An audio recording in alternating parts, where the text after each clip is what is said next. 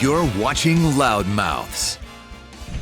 Welcome on into Loudmouths, the great debate. I'm Justine Ward alongside Eamon McAnaney. And Eamon, today we are talking some Jets all-time greats. So if you were to make up a Jets Mount Rushmore, who would be on it and why?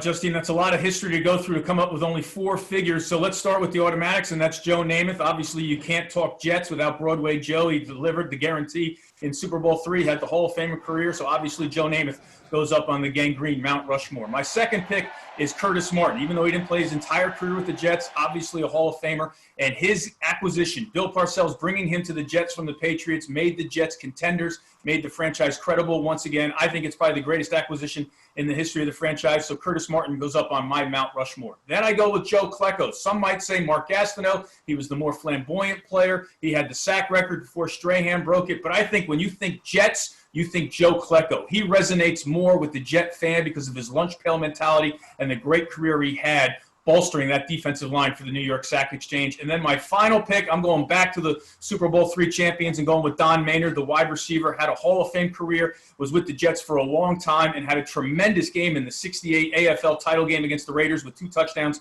including the game winner. So I know a lot of people will say Darrelle Revis, but I'm going to go with Don Maynard to go back to that Super Bowl championship team. All right, Eamon, so I match with you on 2 of 4. Obviously, you have to go Joe Namath. He is the lock here, holds the franchise record in wins, touchdown passes, and passing yards. I'm also going with Curtis Martin here, 4th all-time rushing leader in the NFL. I think even though what you said is an iconic Jet. Now, 3rd on my list, here's my unconventional pick.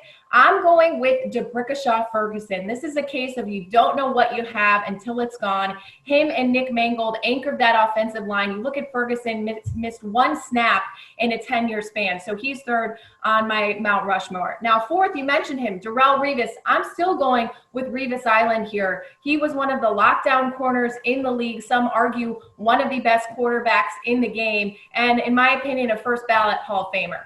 Revis, tremendous talent, obviously a first ballot Hall of Famer. You can't argue any of that. But in my eyes, just all the holdouts and all the contract stuff off the field takes away some of his attachment to the franchise. I'm surprised you didn't go Mark Gastineau. I think the New York Sack Exchange has to be represented on that Mount Rushmore, but you went with a few more younger guys, so to speak.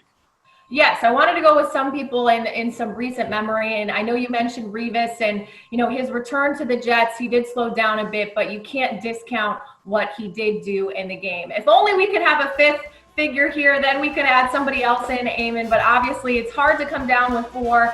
This is who we're going with, and we'll see you next time on The Great Debate.